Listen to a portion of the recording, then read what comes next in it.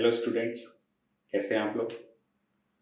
देखिए, अब तक की क्लासेस में हमने बेसिक कॉन्सेप्ट्स के बारे में पढ़ा, कुछ बेसिक चीज़ों के बारे में हमने जानकारी ली। इंग्लिश को अच्छे से समझने के लिए इन बेसिक कॉन्सेप्ट को समझना हमारे लिए बहुत ज़रूरी था। अब हम आगे जो भी टॉपिक उठाएंगे, अब हम ग्रामर की जब शुरुआत करेंगे तो आपको एक एक कॉन्सेप्ट काफ़ी अच्छे से समझ में आएगा, क्योंकि आप बेसिक कॉन्सेप्ट्स समझ चुके हो। इंग्लिश की कुछ बेसिक चीज़ें के बारे में आपको जानकारी हो चुकी है। तो चलिए शुरुआत करते हैं। ग्रामर का पहला टॉपिक हम लोग उठाते हैं नाउन। सबसे पहला क्वेश्चन, नाउन क्या होते हैं, नाउन हम लोग किसे कहते हैं। जहां तक नाउन की बात है, हम लोग बचपन से एक डेफिनेशन इसकी पढ़ते आए हैं कि नाउन जो है एक नेमिंग वर्ड है। नाउन अपने आप में एक नेमिंग वर्ड है। नेमिंग वर्ड मतलब एक नाम है, और वो नाम किसी का भी हो सकता है, वो नाम किसी व्यक्ति का भी हो सकता है, वो नाम किसी एनिमल जानवर का भी हो सकता है, वो नाम किसी वस्तु का भी हो सकता है, थिंग, और वो नाम किसी स्थान का भी हो सकता है, प्लेस।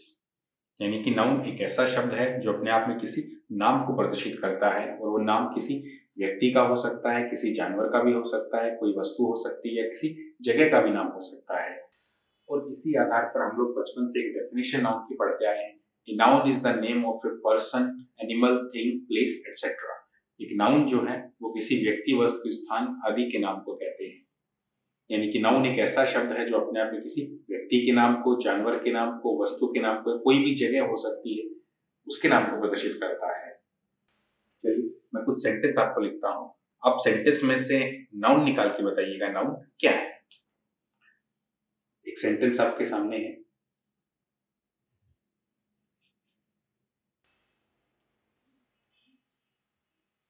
बहुत ही सिंपल सा सेंटेंस है, Mohan hit the ball. Mohan ने बॉल को हिट किया।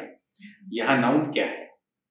जी हाँ, बिल्कुल मोहन, क्योंकि ये अपने आप में क्या है, व्यक्ति का नाम है, पर्सन है, इसलिए हमारे लिए क्या हो गया, नाउन। और जी हाँ, द बॉल, बॉल भी अपने आप में क्या है, थिंग, वस्तु है, और वस्तु का नाम भी हमारे लिए क्या होता है, कोई भी वस्तु हमारे लिए क्या होती है, नाउन। तो उस आधार पे हमारा नाउन है।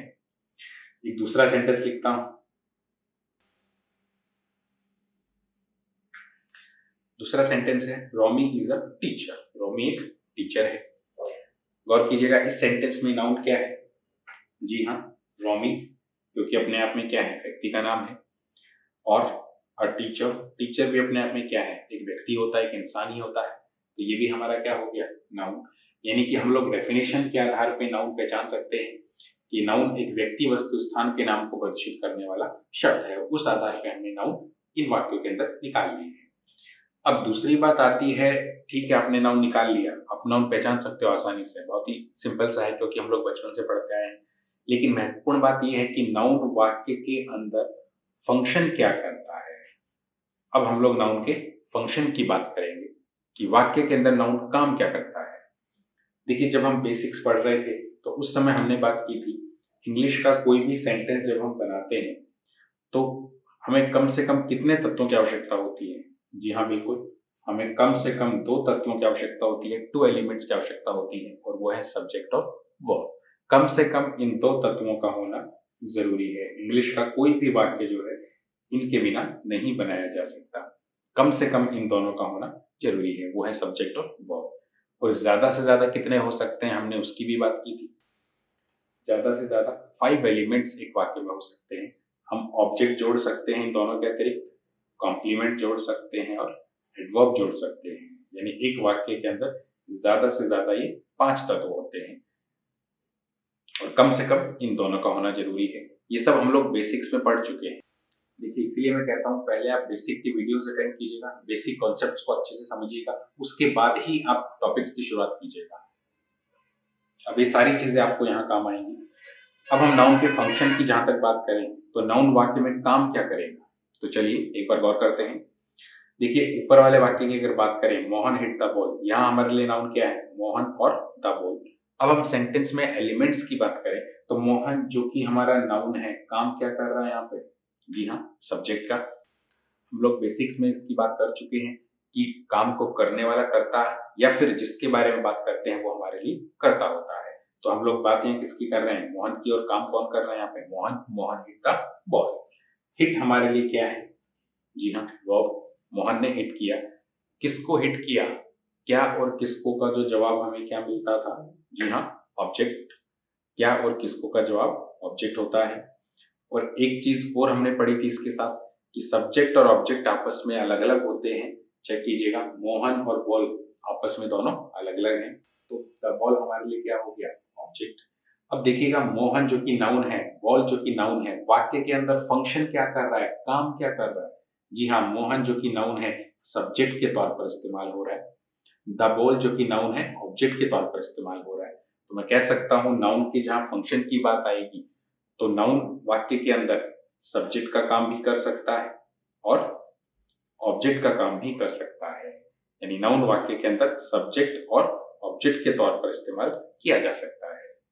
और क्या काम करता है, देखिए दूसरा सेंटेंस है, Romy is a teacher. Romy एक टीचर है।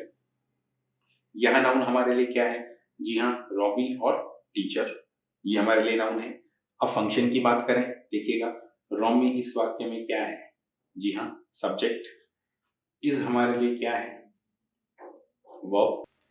Romy is a teacher, Romy एक टीचर है। क्या है, टीचर है। क्या और किसको का जवाब ऑब्जेक्ट मिलता है, लेकिन हमने ये भी पढ़ा था सब्जेक्ट और ऑब्जेक्ट आपस में अलग अलग होते हैं। जैसे ऊपर वाले सेंटेंस में था मोहन और द बॉल अलग अलग थे।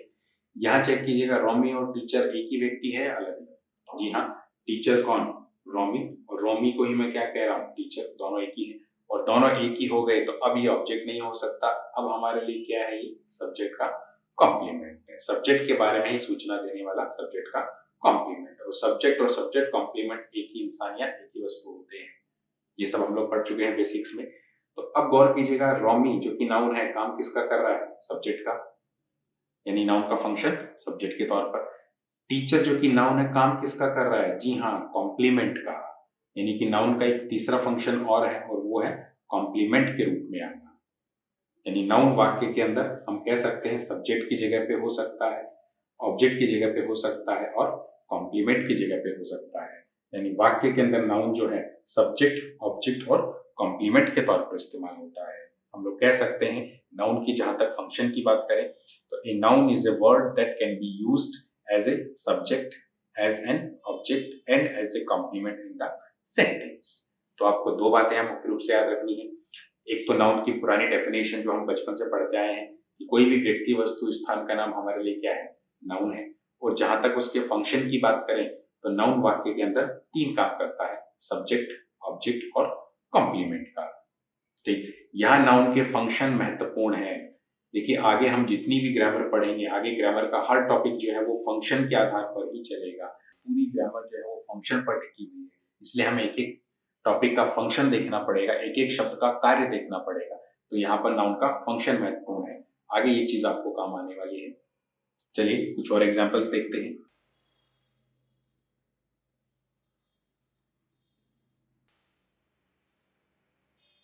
देखिए दो सेंटेंसेस और हैं आपके सामने। फर्स्ट है, रोहन पब्लिश्ड दिस बुक।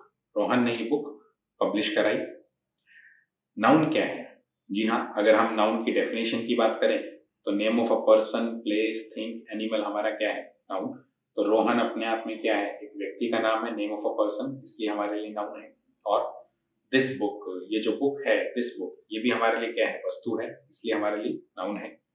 नीचे वाले सेंटेंस की बात करें, मोहन इज ए डॉक्टर, तो यहाँ नाउन क्या है, जी हाँ, मोहन व्यक्ति का नाम है, नाउन है।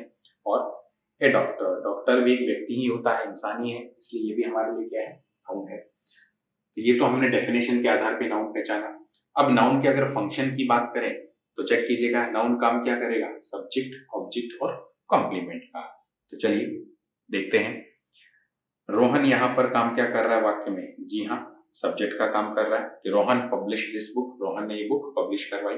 पब्लिश हमारे लिए क्या है, वर्ब, और दिस बुक हमारे लिए क्या है, ऑब्जेक्ट। रोहन और दिस बुक अलग अलग है, यानी कि नाउन सब्जेक्ट के तौर पर है और नाउन ऑब्जेक्ट के तौर पर है। नाउन सब्जेक्ट और ऑब्जेक्ट का काम कर सकता है। दूसरा सेंटेंस है, Mohan is a doctor, check कीजिएगा। मोहन जो कि नाउन है, काम क्या कर रहा है, सब्जेक्ट का। इज हमारे लिए क्या है, वर्ब। और क्या है मोहन, एक डॉक्टर है, चेक कीजिएगा क्या काम कर रहा है, ऑब्जेक्ट है क्या, जी नहीं। ऑब्जेक्ट होता तो सब्जेक्ट से अलग होता, लेकिन मोहन और डॉक्टर एक ही व्यक्ति हैं, इसलिए हमारे लिए क्या बनेगा, सब्जेक्ट का कॉम्प्लीमेंट। और सब्जेक्ट कॉम्प्लीमेंट एक ही इंसान, एक ही वस्तु होते हैं, मोहन और डॉक्टर एक ही व्यक्ति है। यानी कि यहाँ नाउन काम क्या कर रहा है, कॉम्प्लीमेंट का। यानी कि नाउन वाक्य के अंदर 3 फंक्शन कर सकता है। नाउन वाक्य के अंदर सब्जेक्ट बनकर आ सकता है, ऑब्जेक्ट बनकर आ सकता है और कॉम्प्लीमेंट बनकर आ सकता है। नाउन के वाक्य में 3 फंक्शन है, सब्जेक्ट, ऑब्जेक्ट और कॉम्प्लीमेंट। तो मुख्य रूप से 2 बातें आपको ध्यान रखनी है कि किसी का भी नाम, चाहे वो पर्सन हो, प्लेस हो, थिंग हो, एनिमल हो, वो हमारे लिए क्या है, नाउन। और फंक्शन की जहां तक बात करेंगे, नाउन के वाक्य के अंदर सिर्फ 3 ही काम होते हैं। वो सब्जेक्ट के तौर पर आ सकता है, ऑब्जेक्ट के तौर पर आ सकता है और कॉम्प्लीमेंट के तौर पर आ सकता है। ठीक, चलिए आगे बढ़ते हैं। 3 सेंटेंसेस और है आपके सामने, चलिए इनकी भी बात करते हैं। फर्स्ट सेंटेंस है, Robert washed the car. Robert ने कार को वॉश किया। इसमें नाउन क्या है, जी हाँ, रॉबर्ट। रॉबर्ट हमारा नाउन है क्योंकि ये अपने आप में किसी व्यक्ति का नाम है। और जी हाँ, द कार, ये भी हमारा नाउन है। यानी कि इस वाक्य के अंदर रॉबर्ट और द कार, ये दोनों हमारे लिए नाउन है। अब अगर हम फंक्शन की बात करें तो नाउन फंक्शन क्या करता है, सब्जेक्ट, ऑब्जेक्ट और कॉम्प्लीमेंट का। तो चलिए फंक्शन देखते हैं। रॉबर्ट इस वाक्य के अंदर अगर हम एलिमेंट की बात करें तो क्या काम कर रहा है, सब्जेक्ट का। वॉश्ड हमारे लिए क्या है, जी हाँ, वर्ब। रॉबर्ट वॉश्ड, रॉबर्ट ने वॉश किया, धोया। किसको धोया, किसको वॉश किया, क्या और किसको का जवाब हमें क्या मिलता है, ऑब्जेक्ट। और दूसरी शर्त भी थी कि सब्जेक्ट और ऑब्जेक्ट आपस में अलग अलग होने चाहिए। चेक कीजिएगा, अलग अलग ही हैं। रॉबर्ट और द कार आपस में अलग अलग है। यानी कि हम लोग कह सकते हैं कि नाउन वाक्य के अंदर सब्जेक्ट का काम कर रहा है और नाउन ही वाक्य के अंदर ऑब्जेक्ट का काम कर रहा है। दूसरे सेंटेंस पे आते हैं। Roma is a player. Roma एक प्लेयर है। नाउन क्या है, जी हाँ, रोमा और प्लेयर। प्लेयर भी एक इंसान है, एक व्यक्ति है, दोनों हमारे क्या है, नाउन। एलिमेंट्स की बात करें तो रोमा इस वाक्य में क्या है, जी हाँ, सब्जेक्ट। जो हमारा क्या हो गया, वर्ब। अब Roma is a player, Roma एक प्लेयर है, क्या है, प्लेयर है। क्या और किसको का जवाब ऑब्जेक्ट मिलता है, लेकिन चेक कीजिएगा, सब्जेक्ट ऑब्जेक्ट आपस में अलग अलग भी होते हैं। यहाँ रोमा और प्लेयर एक ही हैं, अलग अलग है, जी हाँ, यहाँ दोनों एक ही व्यक्ति हैं। प्लेयर कौन, रोमा, और रोमा को ही मैं प्लेयर कह रहा हूँ, यानी दोनों एक ही व्यक्ति हैं। और एक ही व्यक्ति हैं तो अब ये ऑब्जेक्ट ना होकर के क्या होगा, जी हाँ, सब्जेक्ट का कॉम्प्लीमेंट। क्योंकि सब्जेक्ट और सब्जेक्ट कॉम्प्लीमेंट एक ही इंसान और एक ही चीज होते हैं, हम लोग बेसिक्स में पढ़ चुके हैं। तो हमने यहां तक देखा कि नाउन जो है किसी भी व्यक्ति, वस्तु, स्थान का नाम नाउन है। और नाउन के फंक्शन की अगर बात करें तो नाउन सब्जेक्ट, ऑब्जेक्ट और कॉम्प्लीमेंट का काम वाक्य के अंदर कर सकता है। अब तीसरे सेंटेंस पे आते हैं। Swimming is a good exercise. Swimming एक अच्छी एक्सरसाइज है। अब यहां देखिएगा, कोई व्यक्ति, वस्तु, स्थान आपको नजर आ रहा है, जी नहीं, यहाँ कोई भी व्यक्ति, वस्तु, स्थान नहीं है। तो क्या इस वाक्य के अंदर नाउन नहीं है, जी नहीं, ऐसा बिल्कुल नहीं है। आप ऐसा नहीं कह सकते कि इस वाक्य के अंदर नाउन नहीं है। बिना नाउन का इंग्लिश के अंदर कोई भी सेंटेंस नहीं बन सकता। ऐसा कोई वाक्य अंग्रेजी में नहीं हो सकता जिसके अंदर आप ये कह सकें कि नाउन नहीं है। यानी कि हर वाक्य के अंदर नाउन मौजूद होगा। बिना नाउन के इंग्लिश का सेंटेंस बन ही नहीं सकता। अब देखिएगा, व्यक्ति, वस्तु, स्थान तो यहाँ नहीं है, लेकिन अब हम नाउन को उसके फंक्शन के आधार पर भी तो पहचान सकते हैं। नाउन एक ऐसा शब्द है जो सब्जेक्ट, ऑब्जेक्ट या कॉम्प्लीमेंट का काम करता है। तो अब हम यहाँ पर उन शब्दों की तरफ ध्यान देंगे जो सब्जेक्ट, ऑब्जेक्ट या कॉम्प्लीमेंट के रूप में वाक्य के अंदर मौजूद है। चलिए हम एलिमेंट्स की बात करते हैं। स्विमिंग, स्विमिंग हमारा क्या है, देखिए दिखने में तो ये वर्ब की आईएनजी फॉर्म है, लेकिन क्या ये वर्ब की आईएनजी फॉर्म इस वक्त वाक्य के अंदर वर्ब की जगह है क्या, वर्ब का काम कर रही है, जी नहीं। वर्ब तो हमारी क्या है, इज है। तो अब ये स्विमिंग क्या है हमारे लिए, जी हाँ, अब ये वर्ब हमारे लिए वाक्य के अंदर सब्जेक्ट के रूप में है। Swimming is a good exercise, swimming एक अच्छी एक्सरसाइज है। हम लोग बात किसकी कर रहे हैं, स्विमिंग की। तो या तो काम को करने वाला करता या फिर जिसके बारे में बात की जाती है वो हमारा सब्जेक्ट होता है। तो हम यह बात किसकी कर रहे हैं, स्विमिंग की। तो स्विमिंग जो कि वर्ब है, लेकिन यहाँ पर काम क्या कर रही है, सब्जेक्ट का। इज हमारा वर्ब है और क्या है, एक अच्छी एक्सरसाइज है। चेक कीजिएगा क्या और किसको का जवाब ऑब्जेक्ट होता है, लेकिन सब्जेक्ट और ऑब्जेक्ट आपस में अलग अलग होते हैं। चेक कीजिएगा अलग है क्या। ए गुड एक्सरसाइज कौन, स्विमिंग। और स्विमिंग को ही मैं एक अच्छी एक्सरसाइज बता रहा हूँ। दोनों एक ही हैं या अलग अलग, जी हाँ एक ही हैं। तो अब ये हिस्सा क्या कहलाएगा हमारे लिए, सब्जेक्ट का कॉम्प्लीमेंट। इस वक्त ये पूरा का पूरा शब्दों का समूह, देखिए ए गुड एक्सरसाइज पूरा शब्दों का समूह है। और हमने बेसिक्स के अंदर बात की थी, शब्दों के समूह को क्या नाम दिया जाता है, फ्रेज। ऐसा शब्दों का समूह फ्रेज कहलाता है। तो अब ये पूरा का पूरा फ्रेज हमारे लिए काम क्या कर रहा है, सब्जेक्ट का कॉम्प्लीमेंट। अब यहाँ पर देखिएगा स्विमिंग ये भी सब्जेक्ट के रूप में है और ए गुड एक्सरसाइज ये फ्रेज भी कॉम्प्लीमेंट के रूप में है। तो अब नाउन का काम क्या था, सब्जेक्ट ऑब्जेक्ट या कॉम्प्लीमेंट के रूप में आना। तो अब हम ये कह सकते हैं कि ये स्विमिंग जो वर्ब की आईएनजी फॉर्म है, इस वक्त ये काम वाक्य में क्या कर रहा है, सब्जेक्ट का। यानी कि मैं कह सकता हूं कि इस वक्त ये सब्जेक्ट के रूप में है, और सब्जेक्ट के रूप में होने का मतलब कि इसने नाउन का काम कर दिया है, क्योंकि नाउन ही है जो सब्जेक्ट के रूप में आता है। यानी कि अब ये सब्जेक्ट के रूप में है, यानी कि अब हम कह सकते हैं कि इस वर्ब ने वाक्य के अंदर नाउन का रोल अदा किया है, नाउन की भूमिका में है। तो इस वक्त वाक्य के अंदर ये हमारा नाउन ही कहलाएगा। उसी तरीके से ए गुड एक्सरसाइज ये हमारा क्या है, कॉम्प्लीमेंट। और कॉम्प्लीमेंट का काम भी कौन करता है, जी हाँ नाउन ही है जो कॉम्प्लीमेंट का काम करता है। तो इस वक्त ये पूरा शब्दों का समूह भी नाउन की भूमिका अदा कर रहा है, नाउन का काम कर रहा है। तो इस वक्त ये हमारे लिए क्या हो गया, नाउन। ये भी हमारे लिए नाउन के रूप में है। यानी कि हम कह सकते हैं स्विमिंग और ए गुड एक्सरसाइज दोनों ही हमारे लिए नाउन का काम कर रहे हैं, वाक्य के अंदर दोनों ही हमारे लिए नाउन है।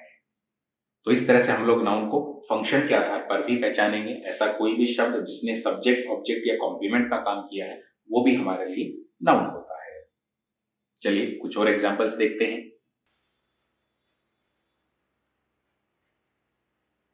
तीन सेंटेंसेस और हैं हमारे सामने।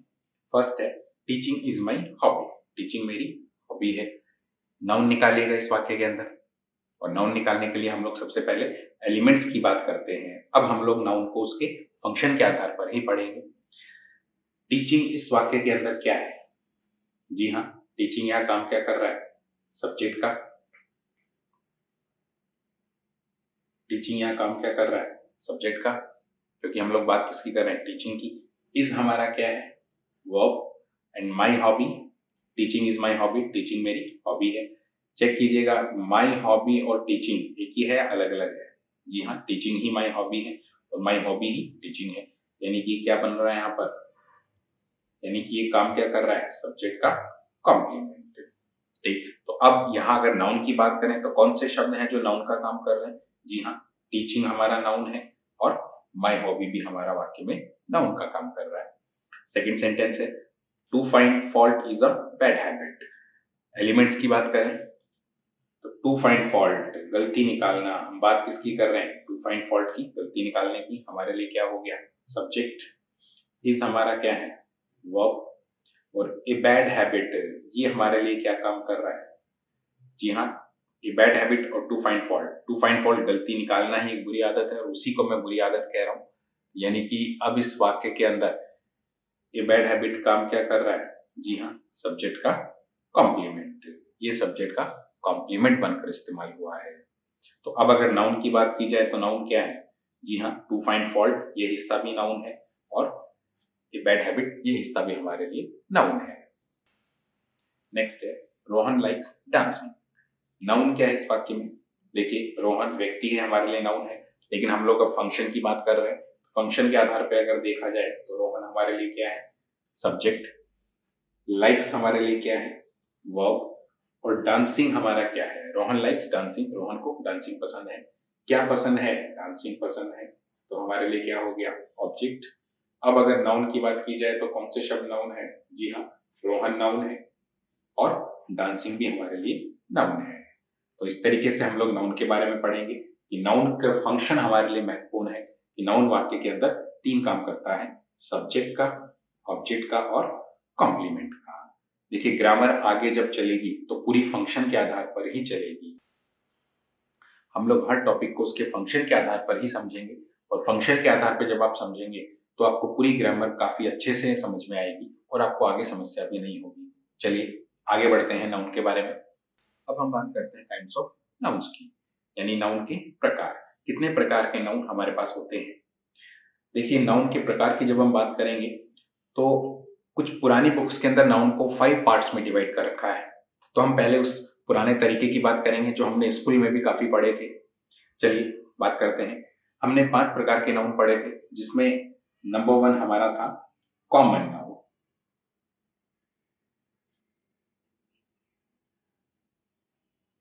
नंबर 2 हमारे लिए था प्रॉपर नाउन।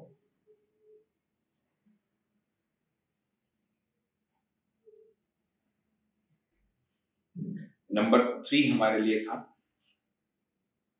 Collective noun.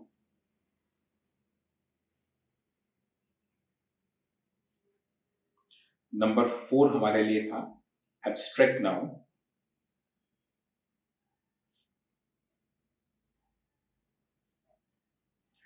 और नंबर 5 हमारे लिए था मटेरियल नाउन।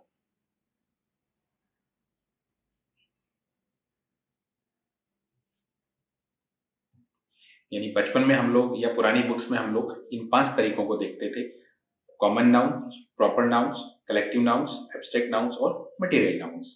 देखिए, ये तरीका भी हमें बीच बीच में काम आएगा जब हम लोग आर्टिकल पढ़ेंगे, इसलिए हम लोग एक बार इसको समझ लेते हैं। देखिए, कॉमन नाउन्स क्या होते हैं? कॉमन नाउन्स की अगर हम बात करें, कॉमन नाम से ही नजर आ रहा है कॉमन। कॉमन नाउन्स, कॉमन का मतलब, जी हाँ, कॉमन का मतलब होता है बहुत ही सामान्य या आम तौर पर, जिसको हम कह सकते हैं कॉमन तरीके से, आम तरीके से। यानी ऐसा नाउन जिसकी हम बड़े ही कॉमन तरीके से बात करते हैं, बहुत बड़े ही सामान्य तरीके से बात करते हैं। और सामान्य तरीके से बात करने का मतलब है कि वो कोई भी अपने आप में एक हो सकता है, कोई भी लिस्ट का एक आइटम हो सकता है, कोई भी भीड़ का एक सदस्य हो सकता है। यानी अपने आप में कोई सा भी एक, बड़े ही सामान्य तरीके से कोई सा भी एक। जैसे मैं कहूं पर्सन, व्यक्ति, मैंने किसी स्पेशल व्यक्ति का नाम लिया क्या? जी नहीं, मेरे मुंह से सिर्फ पर्सन निकला है, जो कॉमन तरीके से, सामान्य तरीके से दुनिया का कोई भी एक हो सकता है। तो इस तरह के जो नाउन है, जो अपने आप में कोई भी एक हो सकते हैं, किसी विशेष की तरफ इशारा ना करते हुए बड़े सामान्य तरीके से हम जब बात करते हैं, जो अपने आप में कोई सा भी एक हो सकता है, उसे हम लोग कॉमन नाउन कहते हैं। जैसे बॉय, मैंने किसी स्पेशल लड़के का नाम लिया क्या? जी नहीं, मेरे मुंह से सिर्फ बॉय निकला है, जो कि कोई सा भी एक हो सकता है। तो ये हमारे लिए क्या हो गया? Common noun. मैं कहूं गर्ल, मैंने किसी स्पेशल लड़की का नाम लिया क्या? जी नहीं, मेरे मुंह से सिर्फ गर्ल निकला है, जो कि दुनिया की कोई भी हो सकती है। तो इस तरह का नाउन जो अपने आप में कोई सा भी एक हो सकता है, वो हमारा कॉमन नाउन कहलाता है। जैसे बुक, मैंने किसी स्पेशल बुक की बात की क्या? जी नहीं, कोई सी भी बुक हो सकती है। स्कूल, मैंने किसी स्पेशल स्कूल की बात की क्या? कोई विशेष नाम लेकर बात की क्या? जी नहीं, कोई सा भी एक हो सकता है। कंट्री,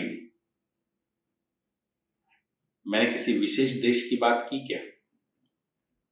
जी नहीं, अपने आप में कोई सा भी एक हो सकता है। तो ऐसे नाउन जो अपने आप में कोई भी एक हो सकते हैं, वो हमारे कॉमन नाउन्स कहलाते हैं। सेकंड हमारा आता है प्रॉपर नाउन्स। देखिए, नाम से नजर आ रहा है प्रॉपर। प्रॉपर मतलब स्पेशल, खास, प्रॉपर। प्रॉपर नाम लेकर, विशेष नाम लेकर हम जिसकी बात करेंगे, वो हमारा प्रॉपर नाउन कहलाता है। प्रॉपर नाम लेकर जिसकी बात करेंगे, जैसे ऊपर वाले में था बॉय, कोई सा भी हो सकता था, हमारा कॉमन नाउन था। लेकिन अगर मैं कहूं रोहन, तो अब तो मैं प्रॉपर व्यक्ति का प्रॉपर नाम लेके बात कर रहा हूँ, एक विशेष व्यक्ति का प्रॉपर नाम लेके बात कर रहा हूँ। तो इस वक्त ये हमारे लिए क्या हो गया? Proper noun. जब हम प्रॉपर नाम लेकर बात करेंगे, ऊपर देखिए गर्ल, कोई सी भी हो सकती थी, हमारे लिए कॉमन है। लेकिन अगर मैं बात करूं शीला, अब तो मैं प्रॉपर लड़की का प्रॉपर नाम लेके बात कर रहा हूं, तो ये हमारे लिए क्या हो गया? Proper noun. ठीक उसी तरह कंट्री, कोई सा भी एक हो सकता है, कॉमन नाउन है। लेकिन अगर मैं कहूं इंडिया, अब तो मैं प्रॉपर देश का प्रॉपर नाम लेके बात कर रहा हूं, तो ये हमारे लिए क्या हो गया? Proper noun. तो इस तरीके से प्रॉपर नाम लेकर जिसकी हम बात करेंगे, वो हमारे लिए प्रॉपर नाउन्स कहलाते हैं।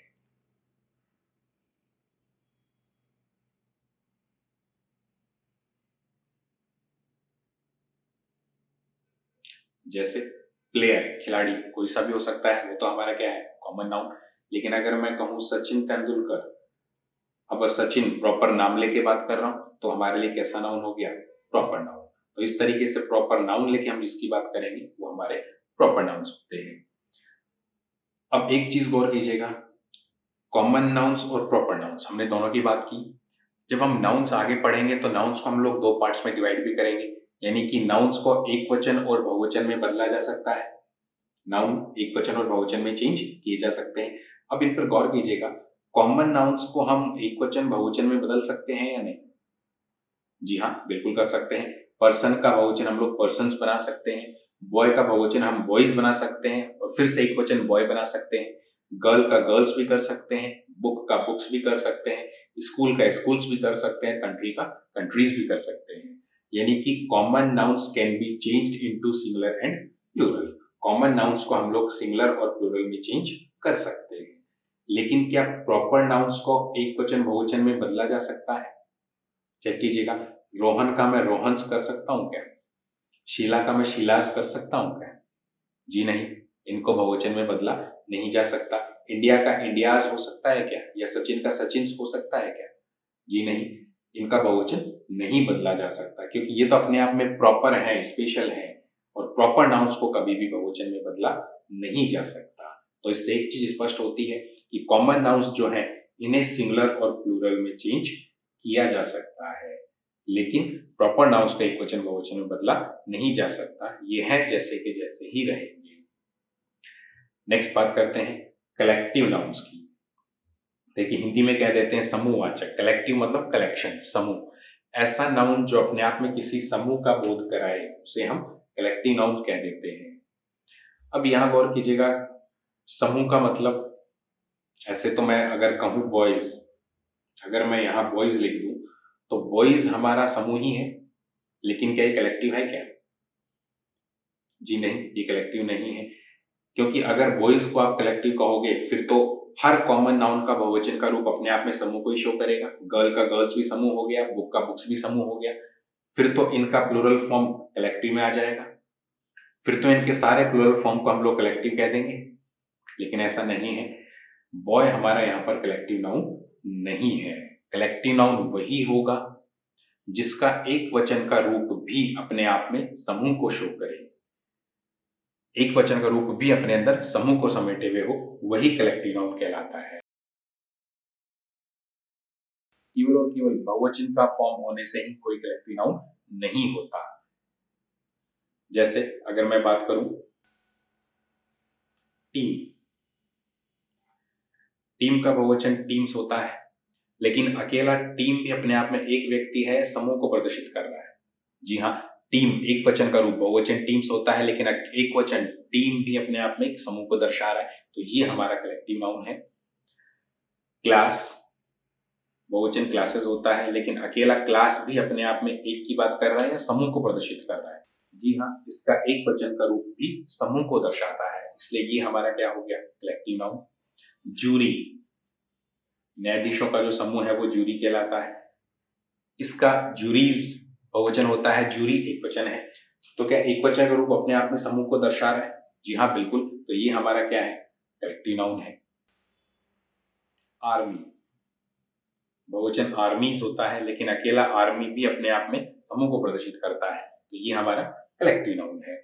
यानी कि हम कलेक्टिव नाउन कह सकते हैं a singular word that shows the group, एक वचन का रूप भी अगर समूह को प्रदर्शित करता है वो हमारा कलेक्टिव नाउन कहलाता है। सिर्फ बहुवचन का रूप ही होने से कलेक्टिव नाउन नहीं होगा।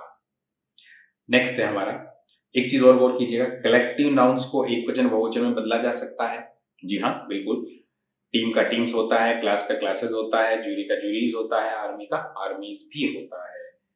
बस आपको यहाँ यही चीज ध्यान रखनी है कि एक वचन का रूप भी अपने आप में समूह को प्रदर्शित करे, वही हमारा क्या होगा, कलेक्टिव नाउन कहलाएगा। अगला है एब्स्ट्रैक्ट नाउन। देखिए हिंदी में इसको हम लोग भाववाचक कह देते हैं, हिंदी में हम लोग इसको भाववाचक कह देते हैं।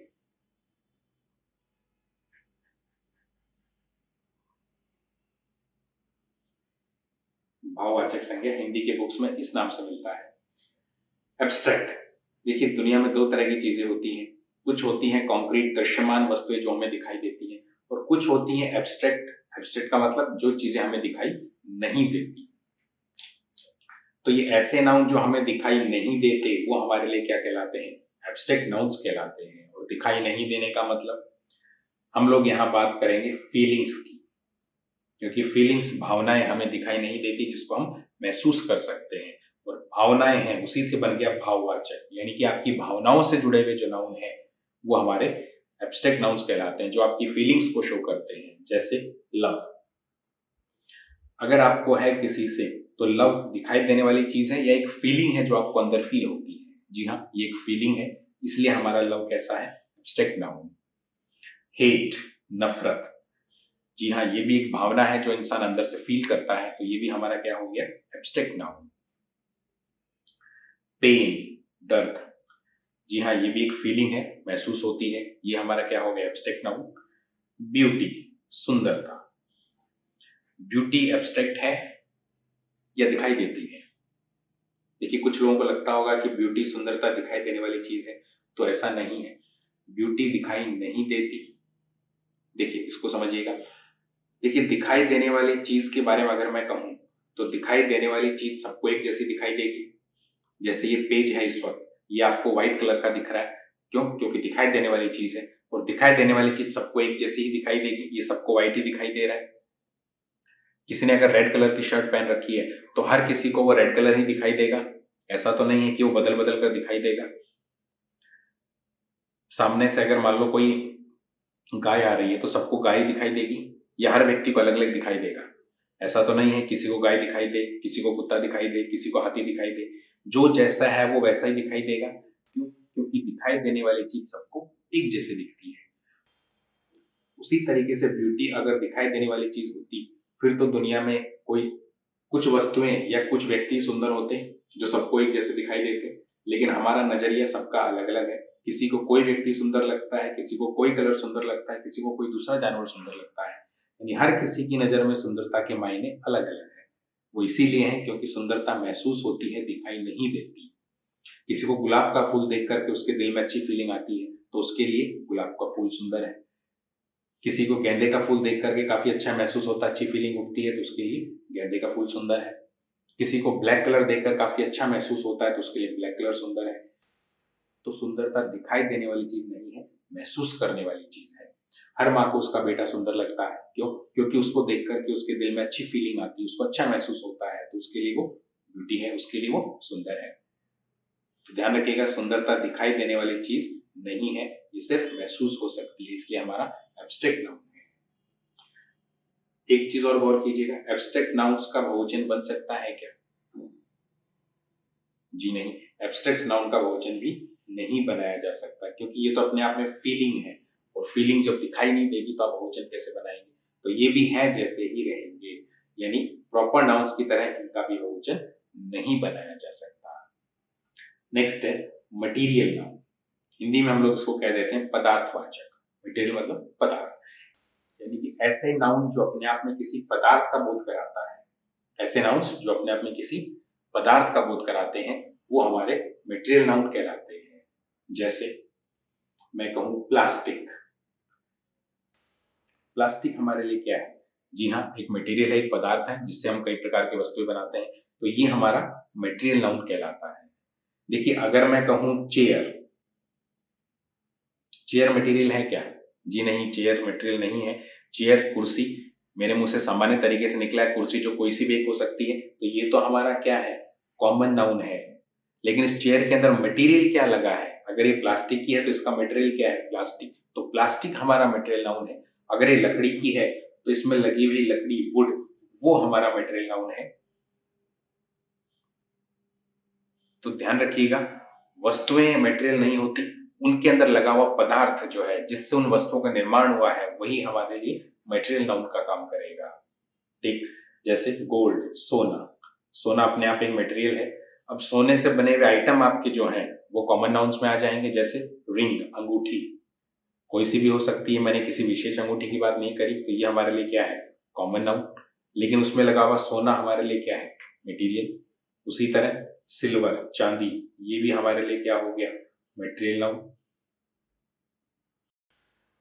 इनके अलावा लिक्विड और गैसेस जो हैं वो भी इसी में शामिल की जाती हैं। इन सब के अलावा लिक्विड और गैसेस की हम बात करें तो वो भी हमारे लिए मटेरियल ही कहलाती हैं। भौतिक पदार्थ जितने भी हैं, जैसे वाटर, ये भी लिक्विड है, हमारे लिए क्या है, मटेरियल नाउन।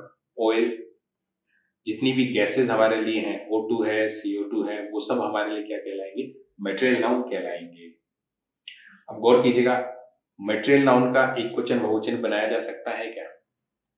जी नहीं। हम प्लास्टिक को नहीं गिन सकते। हाँ, हम कुर्सियों का बहुवचन बना सकते हैं, चेयर का चेयर्स कर सकते हैं, लेकिन प्लास्टिक का बहुवचन नहीं बना सकते।